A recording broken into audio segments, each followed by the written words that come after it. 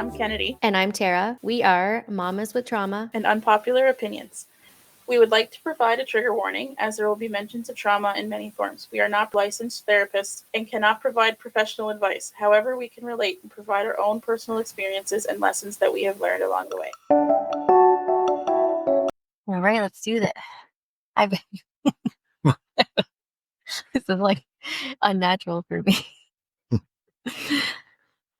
All right, everybody. I have Brandon here joining us tonight. I'm excited. For some reason. Hi, guys.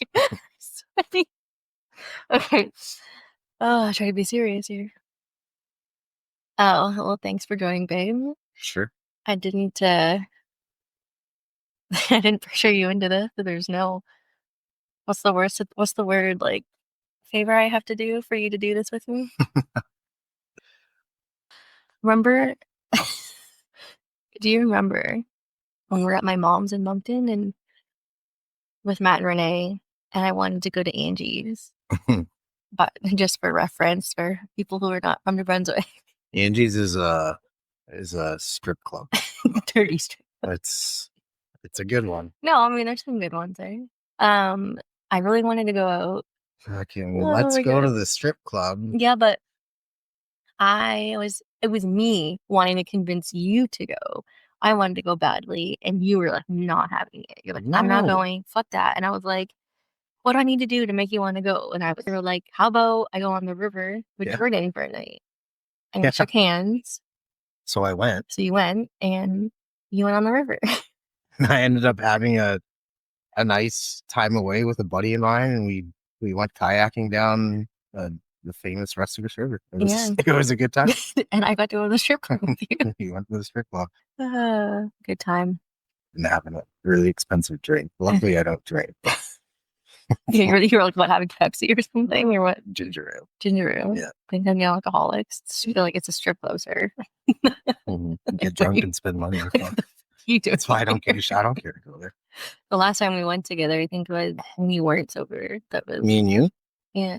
Yeah, that was more fun. That was pre-kids. Pre-kids, pre-adulting. That's right. Yeah. Fun times. Now we're talking about parenting.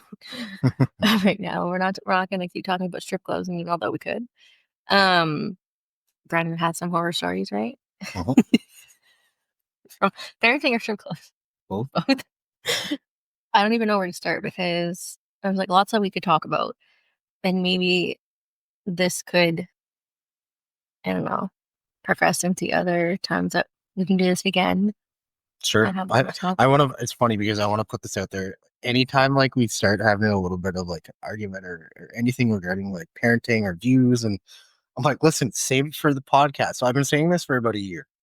Yeah. Like, save it for the podcast. So that's mostly me trying to avoid having any sort of like confrontation. Oh. Well, save it for the podcast. Babe, our code word was RX8, not save it for the podcast. Although that's a good code word. Because then it drops it. So we're like, okay. Yeah. But see, now I'm on this podcast. And here we are. When was the last time we got into like a not solid, but like pretty intense fight where it didn't like de-escalate? Like, was it my birthday last year? Or was it summer? We were talking about this the other day. Yeah, we're talking about this. I don't remember. So it could be. Yeah, it could be last year on your birthday. When we got into. So that would have been last April. Yeah. That's almost. I mean, would it be 10 months? We've gotten into like disagreements, but like it was easily de-escalated. I feel like we've been able to kind of drop it and talk. But like the last time where we had like a major fight where we just weren't like coming to an agreement. No. Was probably, last April. Yeah, last April. Because you were out for a while and I wanted to spend time with you. I think this is just when I was still feeling super vulnerable about our relationship, where we were at in terms of like parenting, all that. I don't even know where we in the midst of. We were recently in couples counseling via Zoom or Yeah. whatever. So that was like new. Yeah. We were still having things to work through. Yeah. And yeah, it was like me wanting you to like prioritize us, me and Evie, because Maya wasn't born. And wanting to feel like we're on, like this is our unit now. And it was still feeling like you were choosing other people and not like seeing me. Like that's always been our issue, is me not being seen or me not feeling prioritized. It's been like my core thing with you. And I think, and that's what came out that day. But I didn't handle it. I can agree I didn't handle it great. Yeah, that thing with me that day was communication. I ended up having, I had a consultation about a tattoo, which Tara got me as a gift. And then afterwards, decided to have lunch at my parents'. I didn't communicate that with you, and then it went off from there. Yeah. It was a shitty day. It was a shitty day. And I felt bad because it was your birthday. So that made it even worse. I felt so. Listen to this. She went out and got her own supper, takeout, and I was here. I think I made like Mr. Noodles for me and Evie, while she got fucking takeout on my birthday. Think of that one. No, I had bought us. I'm pretty sure my plan was to get us takeout for your birthday. So yeah, but you ended up getting takeout for yourself. That was me. That was my way of saying fuck you, I guess. Yeah. So anyway, yeah, that was after that though. That was the last like kind of blow up of a day. Mm-hmm. We've had some. I think like over like it'd be 11 years in June. That will be like together like as like a couple. Mm-hmm. And 3 years married in the end of July. Yeah, I think we've had some pretty intense fights over the years. Like we don't have to get in everything today, but like we have our own, like our personalities. Sometimes we come off very stubborn. Like we both want our point to be seen or proven or whatever. So it's like, yeah, we're both hard-headed. Yeah. So it's like, you want to be, you want to be right. I want to be right. We don't want to see each other's perspectives, or we want the other person to see the other's perspective without even talking through it. Like, yes, in a way. And then we don't, and then sometimes we avoid talking to each other for like a whole day. Yeah. Or we just get really mean and we say like really mean things to each other because we're hurt. That's exactly it. Yeah. That's how we used to deal with. I'm fortunate that I smoke. I smoke these little cigarellos, like flavored cigar thing. So I'm able to like just fuck off, you know? Like end it right here and go for a smoke and chill out for a bit. But then I still hear like freaking the fuck out. Like, where are you going to fucking leave? Yeah, well that's a good segue because I mean, or maybe we'll get to that. Maybe I'll start with like pre-kids to now. Like, how do you feel like our relationship has like evolved, or like how have we progressed? Well, I mean, geez, the first majority of our relationship was like a lot of drinking and going out and having fun, parties. Like that's what it was. And when you were a year into university, I was 21. Mm-hmm. Yeah, we just kind of wanted to have a good time living in Fredericton. I guess it was new to you as well. It was it for me. Like me moving, and I lived in her dorm for like what, 7 months or something. Well, because like we were like attached at the hip. We didn't want to like, really be apart. No, I had nothing else on the go here. I had recently got out of the military and then just moved into the dorms in Freddie. Like, hey, this is it. Using your meal card downstairs. Yeah. Oh my god, it's so crazy to think of how long ago that was, but it feels like yesterday. And no one said anything. She was like gone. So Tara would be gone going to class throughout the day or working with that. Where did I work at that time? Beyond Rose? Beyond Rose. Fucking Sears when it was open? Sears, yeah. So I'm just like hanging out, hucking on EI in the dorms. Okay, and like, can you imagine? Like we said this before, I had a single bed in that room. Single bed room with a bathroom attached to it, and we slept together. And I used to rub your head every night. You used to rub my head to help me fall asleep. Get you to fall asleep while I'm watching the show. And now, what do we do now, then? How do we? So I'm in the baby's nursery on a mattress to myself. So it's a double mattress. And Tara's upstairs in a king size bed by herself. In our ensuite here. In a full on 660 square feet fucking master bedroom. Yeah. But like we've been sleeping in separate rooms for on and off a long time. A few years now. And it's funny because I feel like people listening will be like, that's like, there's like controversial topics to that of like, oh, well, you must not be close, or like, why are you sleeping separately? No. But it's like, that's what saves our relationship and helps us both sleep well, because I can't stand listening to a snorer. Even like, I'm a very light sleeper. Yeah. I used to nudge you, push you, wake you up a million times a night. So that's like annoying for me. And well, we tried to sleep in the same bed again, but well, because it made sense to have the baby upstairs. And whenever he was first born, she was upstairs, so we were both trying to take turns. And then even we tried again just recently when we had Maya, and I think it lasted maybe you went on the couch 4 days. Like we have there's a couch upstairs and stuff, and I'm like just sleeping on the couch. I'm like, okay, well, what's the point of this? I'm just gonna go back downstairs into what was the spare rooms now, Maya's nursery. But it's like what works for us.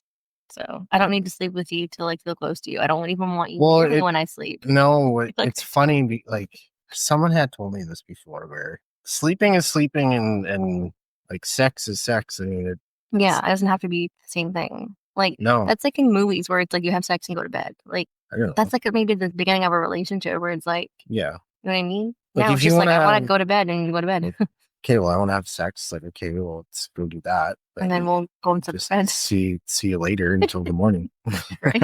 But I get such a better sleep when I'm not fucking getting poked every 20 minutes. Anytime we go to like my mom's and we have to sleep in the same bed, it's like, well, now we don't even do that. Yeah, it's true. We don't do that. We still sleep. I take either Evie or Maya in with you, and I have one kid, or you have both kids sometimes. Oh, fuck yeah.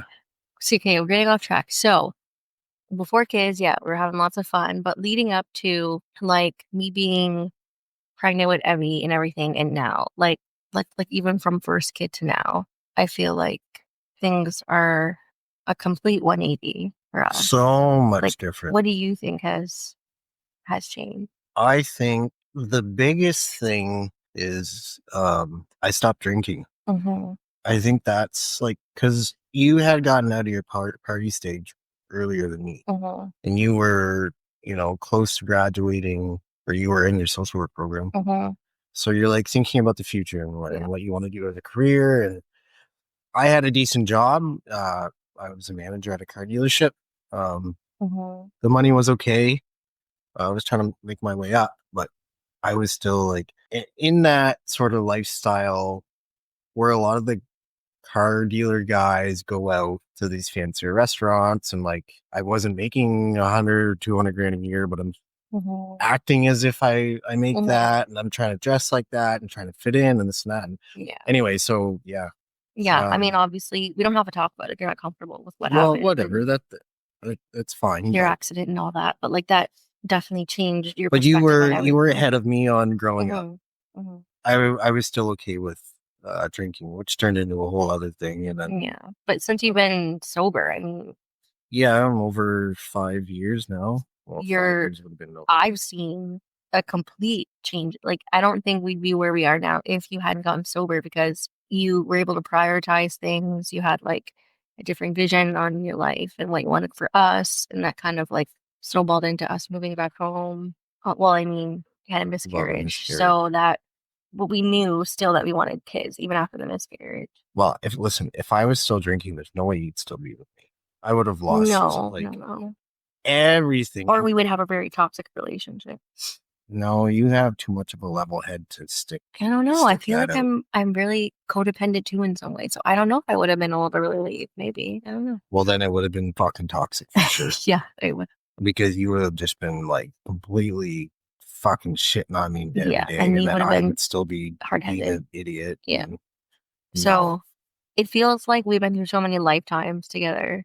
There's a lot of stages to our relationship. Yeah, like when think of this, it took me 7.5 years to propose. to propose. Yeah.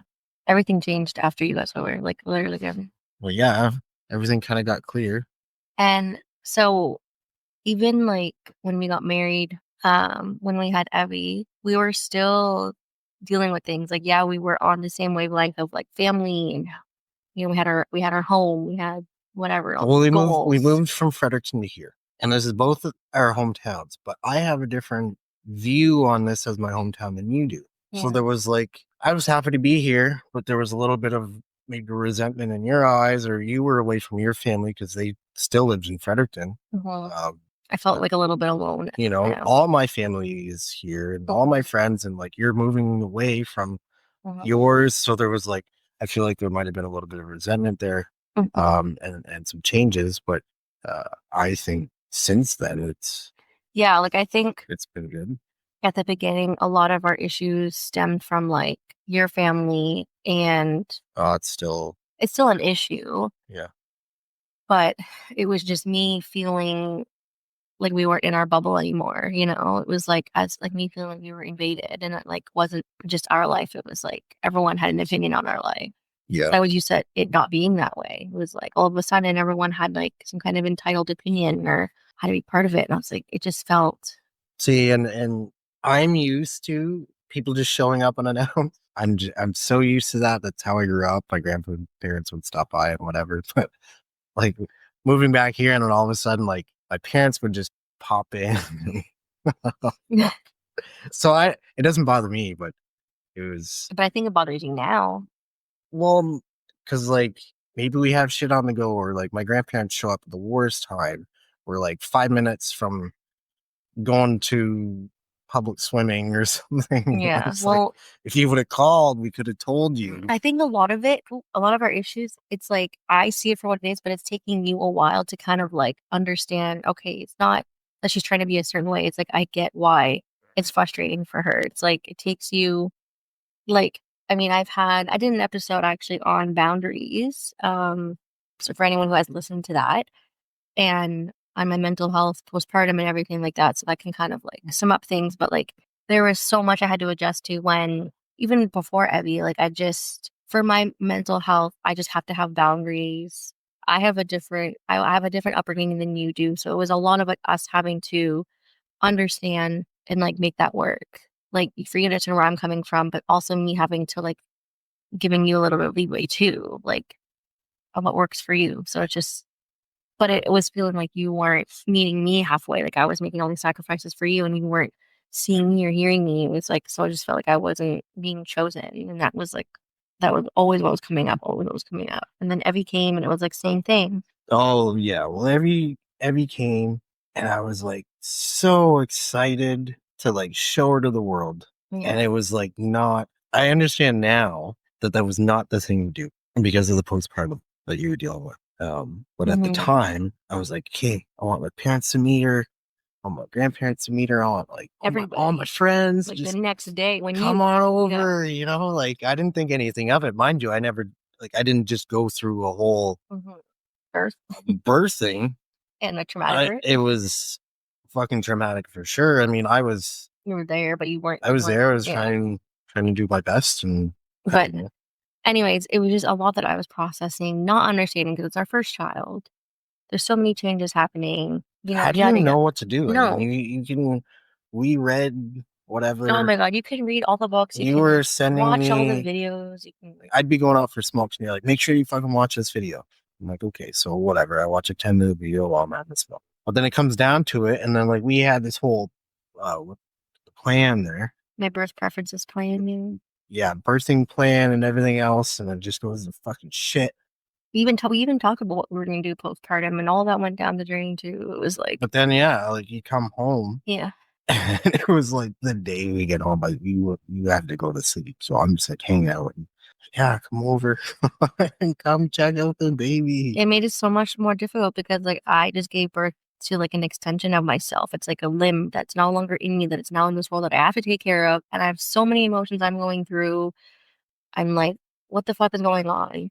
And I feel so much protection for this little being, and it's just so much to adapt to. And then you weren't on that same. And we don't know what we're doing. No, we don't know what we're doing. And you don't know what I'm feeling or going through. You didn't just give birth. Like, I get it now, but we weren't seeing eye to eye. There's just so much that doesn't prepare you that it's like almost good to like line up couples counseling after you had a kid, probably like your first, because you can be so solid before having a kid.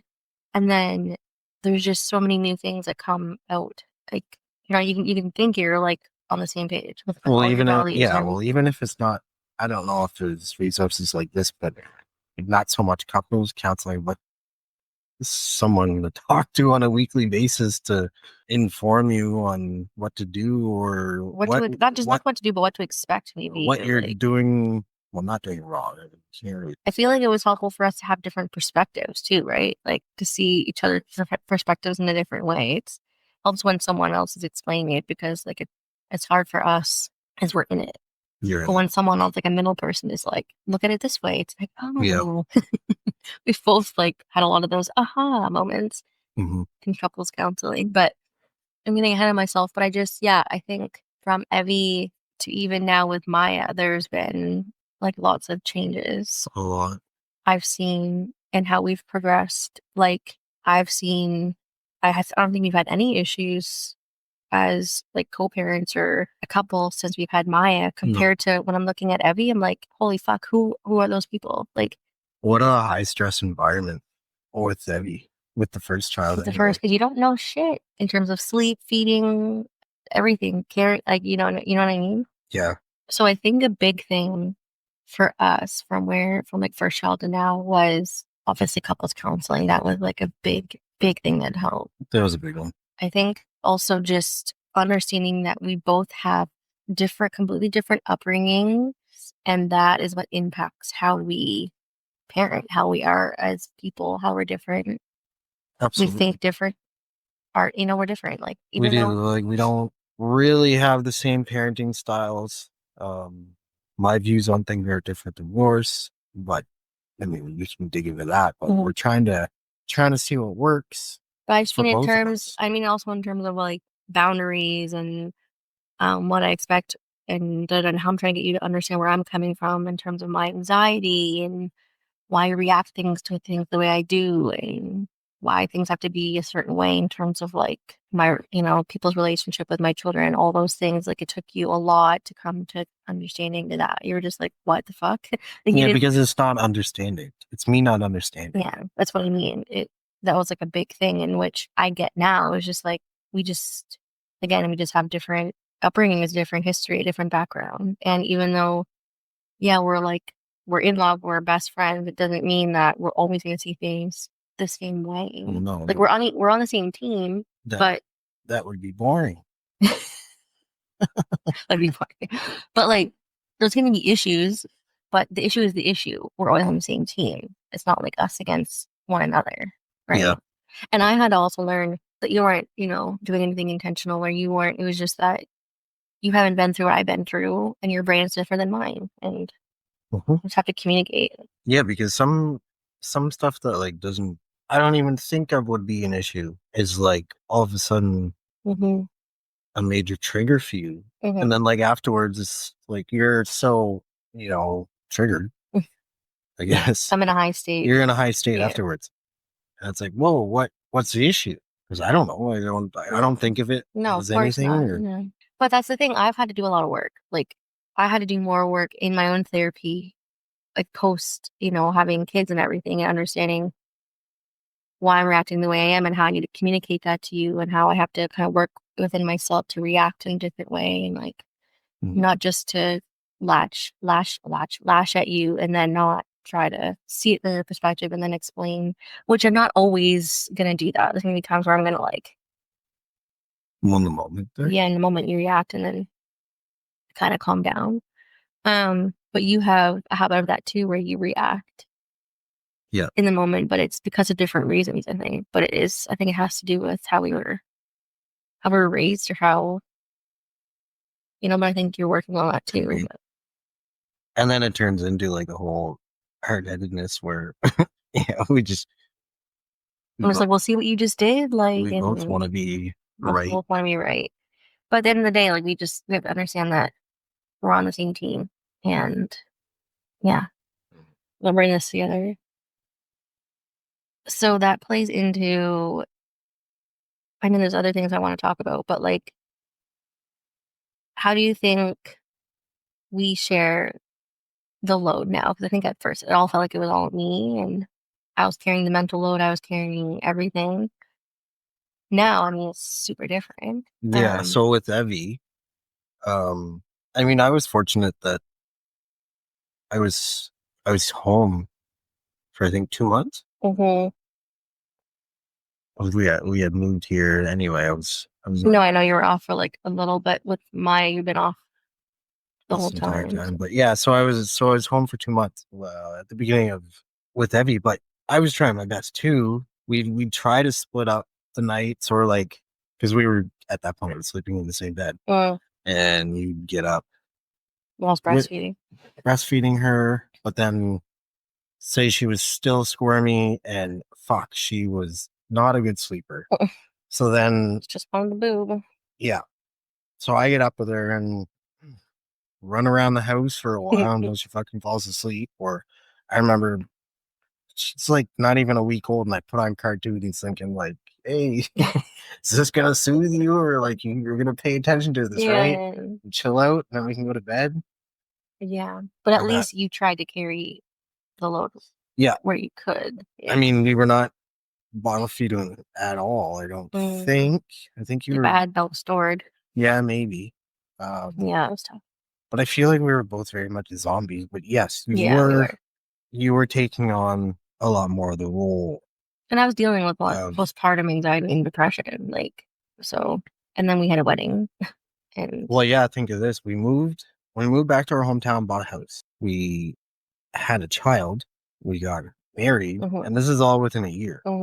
So like we're getting married, and like Tara's still dealing with postpartum stuff. The wedding saved us, I think, though. Probably. It's kind of made us remember that we love each other. That we like each other. Took our minds off of just parenting. Yeah. But had to focus on the wedding. But to kind of like fast forward, like where we're at now, how do you think we share the parental load? Like, I feel like I do more. Oh, okay. So right now I'm home, also, which worked out really, really well. I work for Public Works and I laid off for the winter, so I go back shortly. But it worked out because the week after I got laid off, we had Maya, and Evie's in daycare, so that's nice. We bring her to daycare, and Maya's with us throughout the day. But I can function with a little sleep, or at least function better than you with a little sleep. So Tara needs enough sleep because of a good enough stretch because of my brain. Yeah. My nervous system. So now at first, what were we doing? You were doing when she was first born?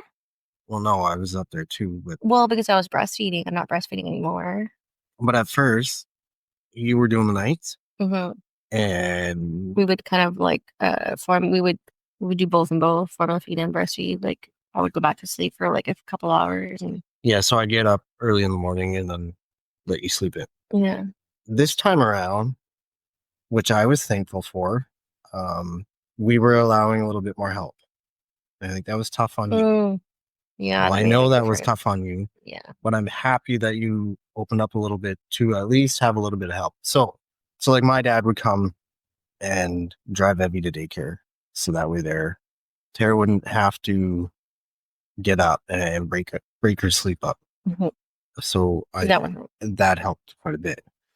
But then it kind of like dawned on us that, well, I have to go back to work at some point, and we need to kind of switch things up so that you're not a zombie throughout the day.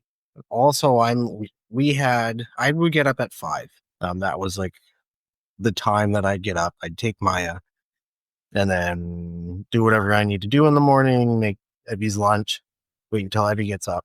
And then around 8 o'clock, I'd wake you up, or my dad would drive to the daycare. And I'd go back to sleep for a few hours. And then she'd go back to sleep.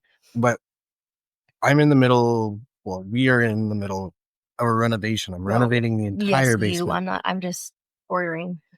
So I'm doing everything. And You know what's okay? I said this on another episode. For some reason, we have each child we've decided to do renovations. It's like having a child, doing all that is like not enough for us. It's It's not like enough. we need to like tear down some walls. We got to do a big project. I think for you, I think you see that you being home and parenting is like not enough for you. You need to do like physical labor to keep yourself busy too. Yeah, we can get into that if you want, but I wanted to continue Sorry, with but this. yeah. So we are in the middle of a renovation. It's a full-blown gut job basement. Like, The basement's the entire length of our house.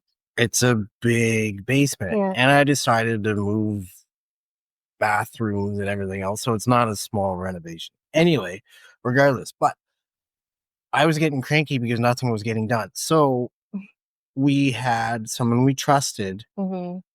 come and babysit I like that you said that. 3 days, 3 days a week. Mm-hmm. And on the other days, I would either have my dad come and spend the day, well, A few hours in the morning. a few hours in the morning. Mm-hmm.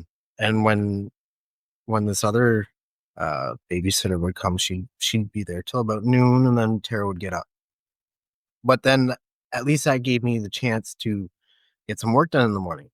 But I mean, financially, it's like, okay, fuck, we're paying someone to be here to watch our child, and it's like, you know, no, whatever. Yeah. And we got it worked for a bit. It worked for a bit, and then it's like, okay, and at least we agreed to help. Like that's a big deal. That's That- probably a lot hard for people to the listeners that I have is that accepting help, feeling you have to do it all, or not having people you trust. So when you find people you trust, and if it works on your terms, it makes a whole lot of a difference because it does take a village. Yeah, I mean, I'm a lot more trusting. Like I trust people a lot more than you do. Yeah, and we've come to terms and understanding why that is. Like why we have different. That's a lot of background stuff. Yeah. So anyway, we decided we needed to kind of switch things up regardless because I'll be going back to work at some point. So I'm like, okay, we need to figure this out. Mm-hmm. So I said, well, why don't I do the nights? Tara was kind of coming off a breast, or yeah, I was like not doing it in the night or something. Yeah, you weren't really breastfeeding, or you weren't breastfeeding throughout the day, so you're it's only like doing once it or at twice. night. Yeah, it's not much. Maya was wanting the formula out of the bottle anyway. And I was having the letdown, the anxiety. Yeah. So it was like, you know what? Let's just switch to the bottle 100% and then let me try the nights. Mm-hmm. And I've been doing that for like 3 months now. I feel like maybe 3 months. Not 3, but yeah. So she'll be, she's 5 months now. Yeah, Maya's 5 months, but she'll be down with me in her nursery, I suppose, where I'm sleeping. And I'll do the nights. And guys, she's in her bassinet. She's my goodness. Not co-sleep. She actually, like, she's not bad. Yeah. If she's not sick or has a little cough or, stuffy nose, she'll wake up around 1:30. I feed her half an hour, 45 minutes, whatever. She's back down. 4:00, she's up again, feed her, maybe an hour sometimes, and then she's back down, which is, I can handle that. So then I'll either try to go back to sleep, or if it's a little after 5, I'll just get up anyway, because my coffee starts at 5. And then I just hang around, do whatever I need to do until Evie wakes up, or the two of them. Have her lunch ready, get her ready. And then I get up. And then Tara gets up around 7:38. 7:38. And I'm good for the day. Picks out an outfit for Evie, and then she's off to daycare. And then I do the day, and then you're doing renos. And then I get to start. Yeah. So then 8:30, 9:00, I'm downstairs getting things done. Mind you, after lunch around 2:00, I start getting tired. You have a nap, so most time. Most days I'll lay down and try to at least nap for an hour or so before Tara has to go pick up Evie from daycare. And I feel like we share the load in the evenings. The evenings is a split. I feel like we do. Yeah. And we kind of give Evie the option of like who's going to do bedtime routine. It's usually you. It's usually me. So not bedtime routine, I mean like reading a book and stuff. Yeah. You're the preferred Which parent you know right what? now. I am I am the preferred parent. Yeah. something I really like is that we did stick to a bedtime routine with her. Yes, that helped. We're still reading. We go in bed with her and we read a book. Or we read 2 books. She has a little snack. Mm-hmm. It's fun because I get to steal some of that snack. And then she goes to sleep. And it's good. She sleeps throughout the night now. But you just explained like a routine. So like, how do you feel then that you do more than I do? You just you think you do more than I do. But it's all around the sleep. Okay. Because the nights that you do, you call me at 5 a.m. to come get her. The nights that I do, I don't wake you up until 8. And even on the weekends, if I do the nights, I won't wake you up. Sometimes at 10 o'clock you wake up. Yeah, and guys, like, okay, Brandon's come a long way because, and I'm very and like, I'm catching myself doing this, that I'm like applauding you and saying how grateful I am for you for doing this. But it's because I know that not all couples are like this, and not maybe all men, or maybe some women, I don't know, don't see parenting, or I don't know, whatever like this. They feel like the mother, because it's the mother, is doing most of it, like most of the shifts during the night, and then whatever. And it depends too if you're breastfeeding or not. But I think that's what saved us is the fact that I'm not breastfeeding. Yeah. That was a really good decision for my mental health and for the way things are going. But I think that it's just what works for us. Well, fortunately, I'm home to do this. Yeah. Now, often in a relationship where you have a child, 98% of the time, I would say, I mean, these are just numbers I'm making up, but like the mother stays home on maternity leave. It's not often that you actually have a father that stays home on paternity leave. But the dad will have what, a week, 2, and then he has to go back to work. Yeah. So then the mom's left at home to do everything. And unless the dad wants to do the nights and then go to work throughout the day, I mean, the mom's doing everything. That's what I'm saying. Fortunate that I'm home, and I mean, Maya will be 5.5, 6 months. 6 months before I even go back to work full time. It's half of your maternity leave. Yeah. That we were able to both be here, and I'm super happy that I was able to experience this with both girls. Yeah, me too. I think it's been good for us. You know, seeing the milestones. I'm not at work, but when am I ever going to have a time again to experience this? I mean, they're going to grow up. The fucking girls grow up so quick. Kids grow up quick. Yeah. You're going to miss this. So I see what you mean in terms of like the physical load of like, you do more of like, I'm getting my sleep in so that I can be like functional and like help like mentally well and throughout the day. Because I do need more sleep. Like last night, for instance, I did the night and it was, I just got unlucky, I guess. It was a horrible night. I barely slept. I wouldn't have been able, you probably would have been okay for most of the morning and needed a nap. Yeah, I would have just wouldn't have napped. been. No. Like I would have been so delirious. I would have had a migraine. I would have been nauseous. Like it just wouldn't have been good for me. So yeah, we just function differently. That's something that I learned in therapy. It's just the way that, I don't know what processing for my nervous system is. And that's what I need. And I shouldn't feel sorry for that. And that we're both parents here. Just because I gave birth and I'm on maternity leave doesn't mean that like I do it all. But like, this has been a thing between us that we've just agreed on. That like if I'm on maternity leave, I should be doing the majority of things because that's what I'm on maternity leave for. And if you're working, you're able to like get solid sleeps and whatever because you got to go to work. Work as in like going to like a job outside the home, not a workforce, where I stay home with the kid. Yeah. But I see it as we're both doing the same thing. We're both doing work. Like we're both doing something like that's not just sitting around doing fuck all. Like I don't see maternity leave as like the easiest thing in the world. Like that's how I see it. I see it as like I'm taking care of a human being. I'm on their schedule. My mind is this is why I see differently. Is because my mind doesn't stop. I'm carrying the mental load where you carried maybe more of the physical load. Well, I think that's exactly big why factor. you think that way. I'm exhausted. I think a mom that's on maternity leave that doesn't deal with PTSD and trauma or anxiety on a daily basis or whatever. If you're on maternity leave, that's your job. That's the way I think about it. The husband or the dad in this goes to work. I think he should do as much as he can when he gets back from work and maybe help out throughout the night. But I think that when you're on maternity leave, that is your job. I get it. And I'm glad that you're saying job, because it is a job, parenting. It's not easy. No, it's not easy.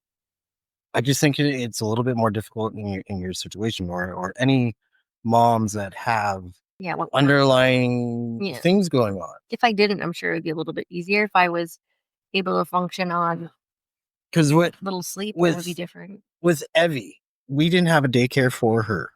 I was working at a local hardware store, and fortunately, I was able to take some time off so that you can go back to work.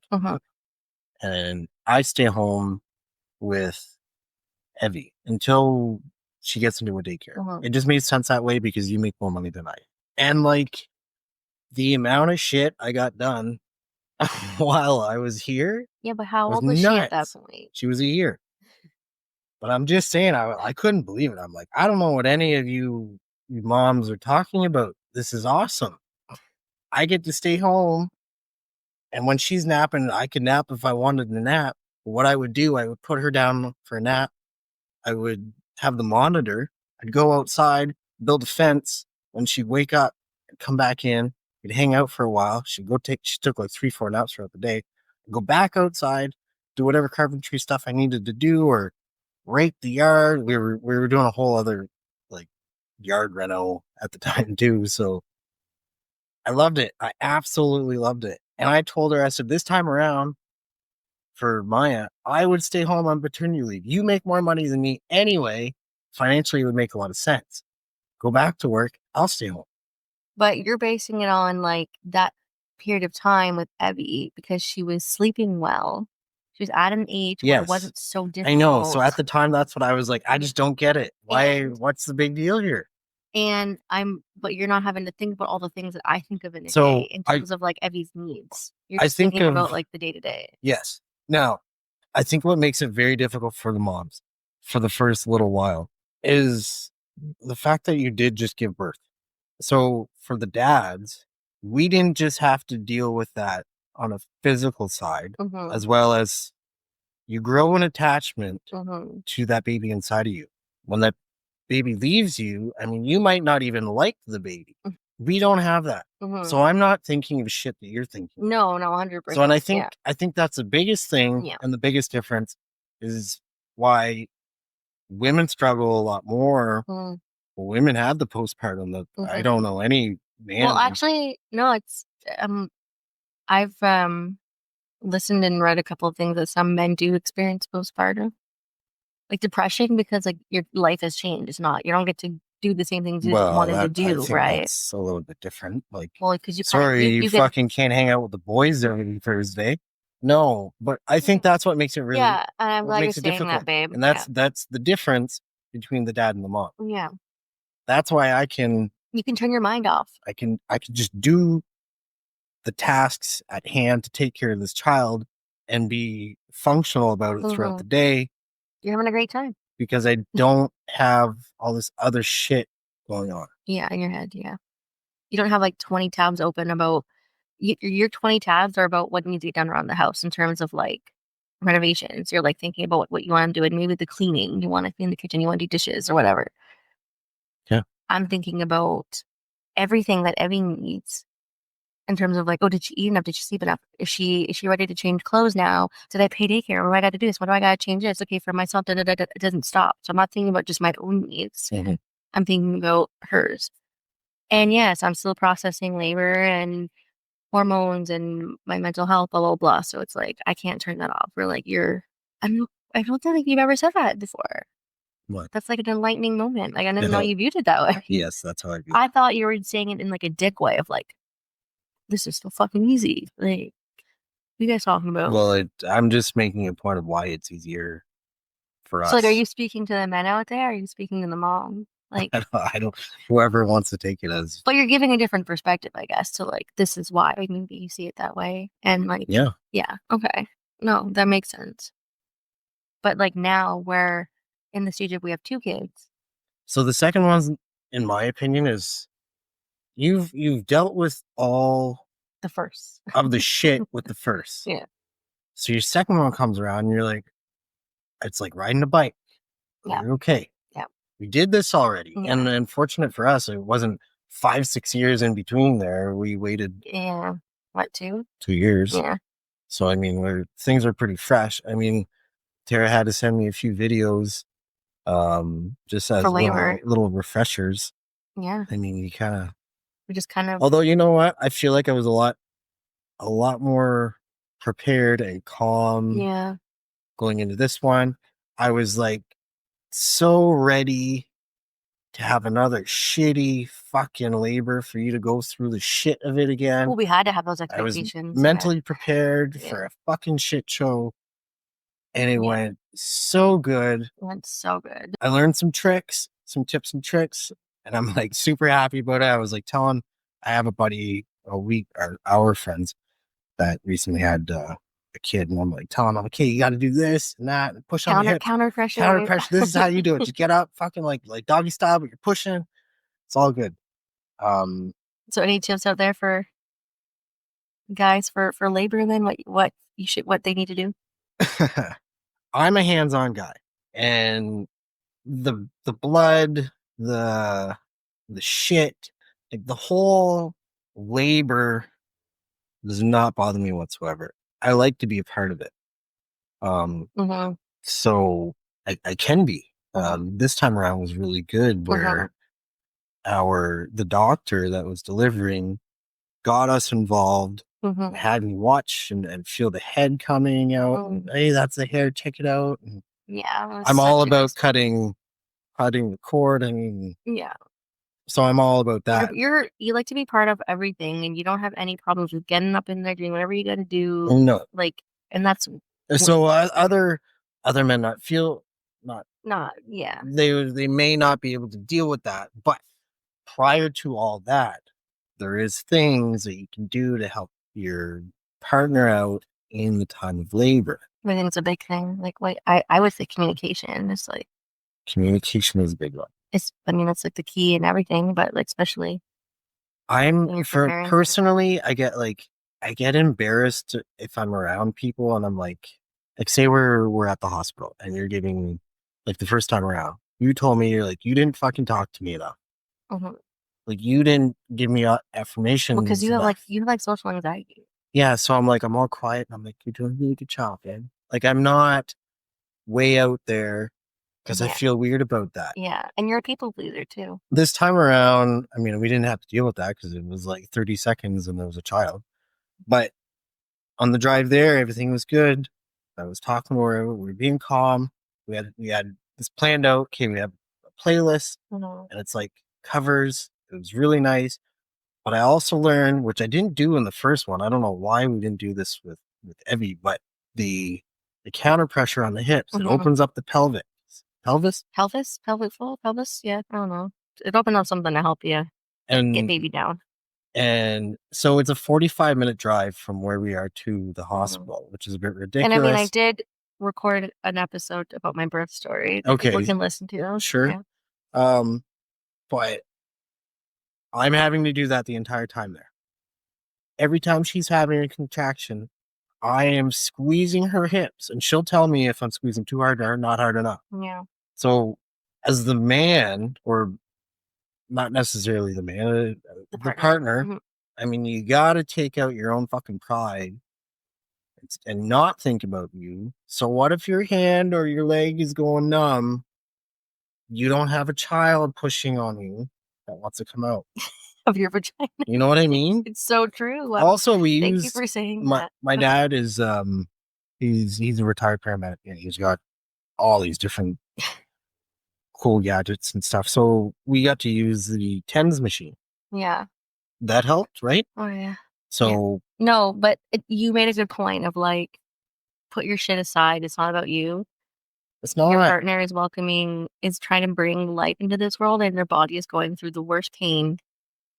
It's painful. It's fucking traumatizing. It's, and then you just got to be there for them to help them bring that child into this world. And then They're the ones going through all the fucking the pain, the changes, the whatever to get this, and even after Maya was born, I had to go into the OR and go to surgery to get my placenta out. Like, it wasn't just over with. My No, body there was still a had whole to go thing there. through, and then postpartum, so it's like I go through all the shit. You just got to be that person that's there to support. I think, and this is to the moms or the women, if your partner is not stepping up and doing whatever they can or whatever you want them to do during labor, like the car right there, or during labor itself or after, or whatever, you have a shitty partner.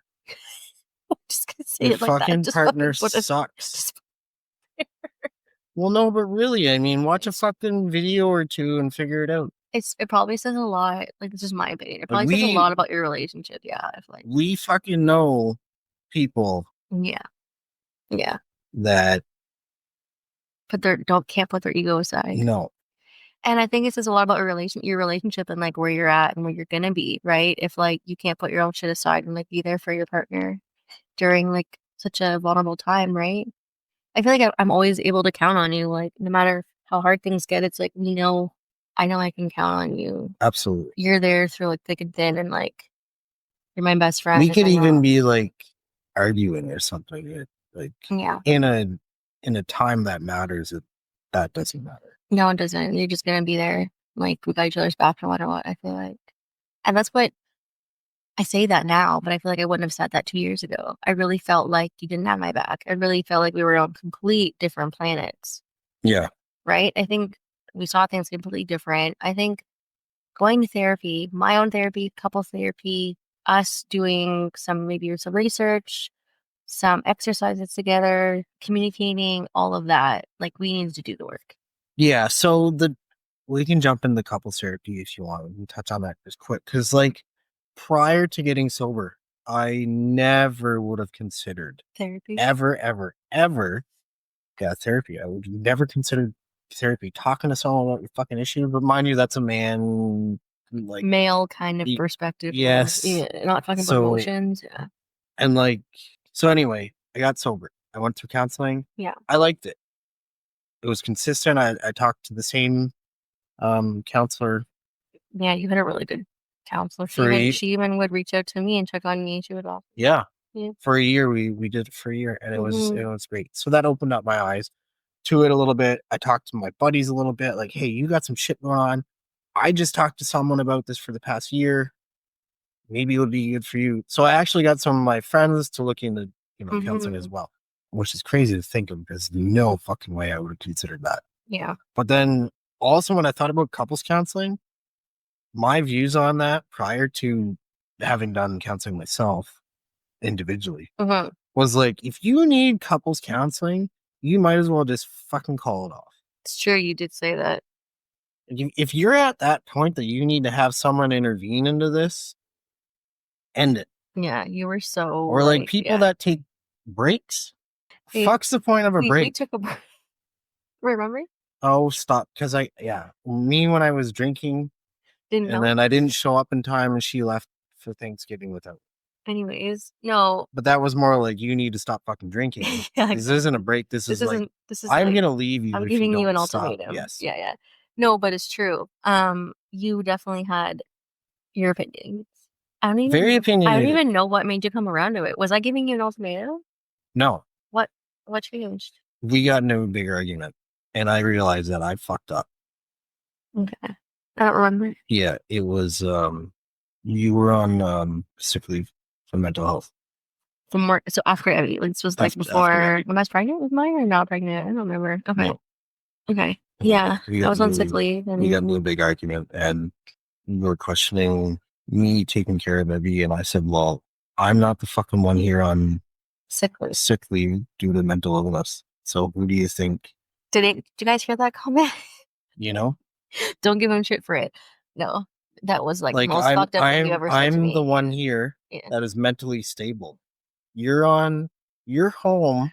You can't work right now because you're on sick leave due to mental illness. Yeah, So who is the one that can't take care of their child? Meanwhile, Tara's a social worker, and she's like, "Are you I can make one fucking phone call and you're done. That's where we would always go below the belt. Yeah. So that got real bad. Yeah. Like, to me, saying that, that's like, oh fuck, I can't believe I just said that. Yeah. No, But then like you're in it, so you're like fucking hyped up. You're like, whatever, we're in this. Let's keep it going. Let's fucking go below the belt. So Tara told me to leave, and I'm like, fucking, you know what? That's probably a good idea. And I got on the 4-wheeler and I left for the day. Yeah. And then the next day, you're like, listen, we're doing couples counseling, or that's pretty much You're it. out. Yeah. Yeah, it's true. Okay, you're. So it was an ultimatum, I guess. Yeah. But I was like, no, absolutely, we need to do it. Yeah, I'm so glad you said that. So I'm going into this like, fuck. The girl's gonna take her side on everything. Shit on me. This is gonna be a fucking bombardment on me. And I remember having a conversation with a buddy about this, and his opinion on that stuff too. But but anyway, so I'm like, this is gonna suck ass, but whatever. It is what it is. We'll figure things out. And what's funny is that we started counseling, and we each had to do our individual sessions first. So, yeah. She had talked with you, and you guys did an hour, and then I don't know what it was. The week after, it was me. We talked, and it was cool. I liked her, and having done counseling, you knew what you were getting into prior. I knew what I was getting into, so I was okay to talk about stuff. But yeah, you definitely did think it was going to be like a female taking a female side. So, but then what's funny is that it wasn't like that. We started the couples counseling, and then it's like she was taking my side. She was challenging me. She was challenging you. I'm like, no shit. This is fucking backfiring on Tara. Stop. It's not that she was taking your side. Was just. But it's funny though, because that's the way it was like. Both of us. Yes. She was, and her thing is the emotions something therapy. I don't know. There's a term for it, but anyways, it was like challenging both of us to see the other person's side and perspective on where we're coming from. So it was like her challenging me and her challenging you. I'm like, why? I just felt like she was challenging you a lot more than she was challenging me. I feel like we connected a little bit. Because I'm so hard-headed on how I feel. But also, there was a little bit more shitting on you than there was on me. Mm-hmm. And she didn't know your full background. No, it's because I think, she didn't get the full extent of my trauma. She was mentioning stuff, and then it's like, you had to step up and be like, no. This is my trauma. This is why. Yeah. Actually, So then she would kind of like, okay, we're not going to go there. So I think there was a bit of that, but it was the first time I think I was challenged because, like, in my own therapy, like my therapist is like A1. She always has my back, and it's like she's supporting me, obviously. So it's like I think I did need to see things from your perspective. I think it really helped, and that helped us communicate. And we just listen to you and try to find ways to kind of like meet. It opened up each other's views on certain situations. I mean, we still deal with those situations that we brought up in counseling. It's just how we either view these situations now, or how we handle it. Yeah, and I think we're able to handle it better. Yeah. Now, after we haven't had therapy since May last year. Yeah, it's been a while. Yeah, so it's almost. We just haven't felt like we needed it, I guess. No, and I would recommend it. No. Really, I would. If you're kind of, I mean, if there's some shit that like, if you've done as a couple, you're probably not coming back there. Just depends on what happened. Yeah. But I mean, but for the most part, if you guys are just like, what did she tell us? She said, "There's no." Oh, I liked what she said, but it had something to do with like, there's no book on how to be successful in a relationship or a marriage. So why do people always think that they can get it right, like without having a little bit of help? Yeah. You know? Yeah. No one taught us how to be married. No. And there is no like perfect or healthy, like what's a perfect or healthy like marriage? You know what I mean? Like even though you were able to see healthy marriage doesn't mean like you're just gonna, there's different people, different backgrounds. We come from different, upbringings, childhoods. We have different ways of thinking. Yeah. So, and then when you have kids and you bring that into the mix, it just shakes everything the fuck up. Mm-hmm. Right. And then, so it's like, yeah, you may, like I said before, you may have had on solid ground before you had kids. Well, nope. No. No, you don't. Because that just brings out, like you said, and you said before that you feel like we have different parenting styles or views. Like, what do you mean? I feel like I'm a little bit more laid back. Yeah. Because you just I are as a guess. person. Yeah. Okay. Like, I guess so. Like a lot of stuff, may not bother me as much as you, I guess. What do you mean bother you? I don't know, shit she does. Like Evie. Maya is, she's a baby, so it doesn't matter. But things Evie does, just like a lot of the stuff, she's like, I can zone her out, and then you lose your shit the fact that I'm not answering her. Okay, well, let's talk about that. Sure. And we've kind of talked about this a little bit, but like I go into like fucking sensory overload. I can't tune her out. Yeah. I'm always thinking about my kid's needs. She's like my little human, and I feel like I have to protect her. So her repeating herself, I feel like I need to answer her because she's not answered to, or her needs are not met. I'm like, oh my God, I'm the worst. Yeah. Like it's like that's what's always going through my mind. I'm always thinking about my kids. And I'm over there like, no, it's fine. She's okay. I like don't even notice that she's calling my name or something. Meanwhile, it's like 5 times she's like, Dad, like cooking or something. I don't know. Because like, yeah, for one, it's just so overstimulating for me because I'm already overstimulated throughout the day from everything, kids, my own, whatever, lack of sleep or whatever it is. And then two, it's like, I want to make sure my girls' needs are met. I want them to feel like they're secure, safe, loved.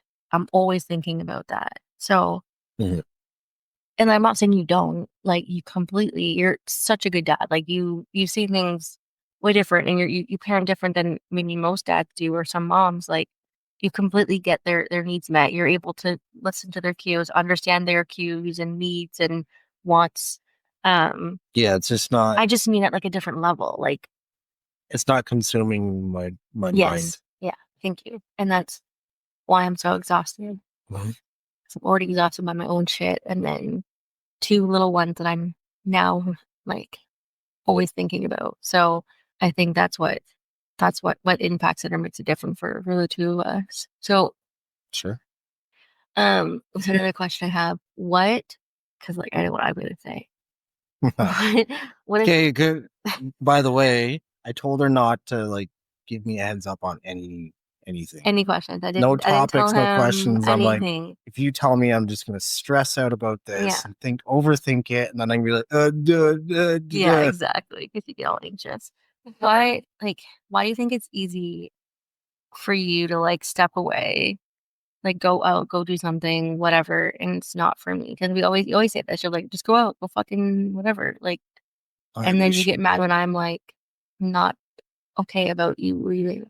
That's one thing that would like make the relationship a lot easier, I think, as if you would be able to go do something for yourself a little bit more.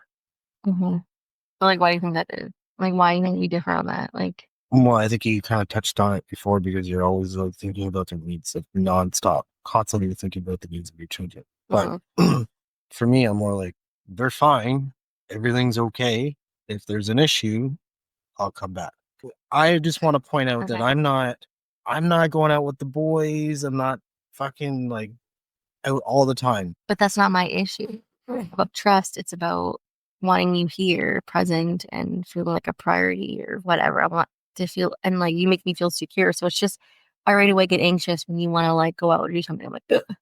Or when I think about myself doing that, like it's not so easy for me just to step away as it is for you. Like for instance, you taking your smoke breaks, or you're being able to step away and go out to the neighbors and talk for 20 minutes or go on the phone for 10 minutes with whomever. Like, I don't think about doing that because I'm like, I got to be here for the kids. And I do feel like it gets put on me to do that. Like when you step away, it's because I'm here. Not necessarily. I'll put up the monitor and go out on the deck and have a smoke while I watch them. But I won't. I don't think of doing that. But if you're, I just wouldn't do that. If you're here, I'm like, okay, if I see our neighbor tinkering on his snowmobile. I'm like, fuck, he might need my help. I'm going to go over there and ask if he needs help and maybe help him for a little bit, knowing that you're here. Mm-hmm. And if there was an actual issue, Mm-hmm. you'd call me. But do you see the double standard there, and how, like, now with this talk that we just had, do you understand why it's not easy for me? Well, I knew it to begin with. Well, do you? Because you're always shitting on me about it. Because when we have these conversations, it's like we're already kind of into it a little bit. And I just wish you would do more things for yourself, because I think it would be easier for the two of us. I play hockey once a week. And then recently the local hockey team, they had games every Saturday night. I have season tickets, so I like to go every Saturday night with a friend of mine. The majority of time, the girls are already sleeping. But sometimes, I might have to stay back because you don't want me to go. It depends on the day, I guess, or the night that we had before. And then I'm thinking, like, well, if you ask me, and I've said this a lot, if you would ask me to go do anything at any time on any day, I would always say yes, because I was always encouraging you to go do things for yourself. Mm-hmm. So in a way, that you would be a little bit more lenient with me if I wanted to go do something. Because I feel like, as much as you're a couple, your parents, I mean, you're still an individual. Yeah. We don't have the 100%. same brain. You do need a little bit of separation. I'm not talking every third day. Yeah. I mean, pick a night or whatever. You need to be your own and person. go do something, and you need a little bit of that social interaction with maybe a friend of yours or whatever. Or in your case, you like to go to spin. Go to spin. It does you good. I prefer when you come back from spin and you feel better. Yeah, I get that. Because if you're stuck with just the same person, the same kids and husband or wife or whatever, fucking nonstop, I mean, how do you guys not want to shoot each other in the head? It's true. And how do you not like grow, I guess? Yeah. How about you go out? Go do something for you. First time around to now, I've gotten better. Like, you have? I'm already going back into spin. I didn't do anything for her first year. For a year, you didn't do show up now. And she's only 5 months, and I've been back at spin for like a month now. But there's probably some factors there, whereas you're not having the postpartum like you did with Eddie. No, I didn't have any. I'm also doing a lot more of the physical side of things. So you're feeling a little bit more energized to do these things. I have the energy, I have the motivation. Yeah. So your body's feeling okay, and your mind's feeling a little bit okay. This time around, it's a bit better. Yeah, but it's like, that's maybe like the one thing I do. Like, I'm not doing all the things. Like, I could be probably doing more. And I get that you want to go and you want to do your own thing. Like, I totally get that. It's not like I'm stopping you from. It's just, it's not. Are you really going to smirk right now? Because people can't see you. Fuck off. It's just that, I don't know. I like having you here as like a security blanket, and I want to spend time with you too. Like, all we do all day is parent and hang out with our kids. It's nice to just hang out. We don't do anything for us. We don't do anything for us, and that's another thing to touch on. Like, lately, it's like fucking nothing. Lately, yeah. Like, when's the last time we went to a game together? A month ago. And when I go to a hockey game, I like to watch the game. Yeah. So it's not like we're having big, deep conversations. Yeah. But yeah, we don't. And I feel like that's just kind of where we're at right now with both kids. And it's a phase of life. It is a phase. It's shitty on the relationship. Kind of gets like and you're kind of like putting it on the back burner. But I think we have such a solid foundation that give it a little bit, and we'll get there. I mean, things will die down with the girls or with life, or it might not. I don't know. It might ramp up, and we're like, fuck. Well, let's try to fit in a date night. I think it's important to do that. I do think that's important to spend time and make time for each other, but I don't think it's super realistic. And I don't think we should put pressure on ourselves to do that, right? It's like, well, what do you think this is? Like, hey, look at us. We're sitting here talking. We'd be like, if we went out, this year saved us like $80. We would be doing We'd this be if we were doing out to this dinner. Yeah. at a restaurant. Yeah, talking face to face. And those are like my favorite times with you, is like when we just talk, Yeah, I know. sit and talk, and we're looking at each other and we're like, wow, we like each other. Like, Hey, we actually like each other? no, it's not that. I just mean you're my best friend. I like doing anything with you, whatever it is, fucking Yeah. just being at home. But it's nice to just have that quality time and do the things that we enjoy with each other. And like you said, like maybe we'll get there in a year or so or whatever. We had like how many years of just me and you? We had Yeah. 8 years, 7 years, whatever we had. And Yeah.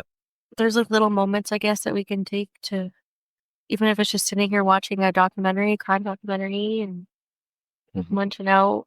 Like maybe our sex life is not at its full peak, but I mean, we're parents, we're tired, we're. I don't know how people would like do that shit on a daily as parents. If you guys are doing that on a daily, good for you. Great for you. I love that for you. Right But on. yeah. But I can't see how that's possible. No, I just think we have like sometimes like I'll do the nights and then in the day I'm like trying to get the basement done and then all of a sudden, okay, Tara's going to get Evie. Okay, I gotta cook supper. By the way, I cook all the meals. all right there, misogynistic. Gotta fucking point that out or what? That you do the cooking? Yes. So like if I was to cook, it's not like I have to point it out because I'm what? Because I'm a female. No. Because you're a male, you have to point it out that you cook. I'm just shitting on you. I'm just shitting on you. No. Yes, you do all the cooking. I'm very grateful because I don't fucking cook. Okay, so I am just old. It's because people norm is to think that maybe the female is the cook. Yeah. No, I don't. But I'm pointing that out there that I do all it, and it's not even like a shared thing. I literally do all the cooking. I know. Okay. Anyway. So then you do that, and then it's like, fuck. Okay, well, bath time for the girls. Clean up a little bit. Try to get Evie into bed, and then by that time, 8:00, and you're like fucking exhausted.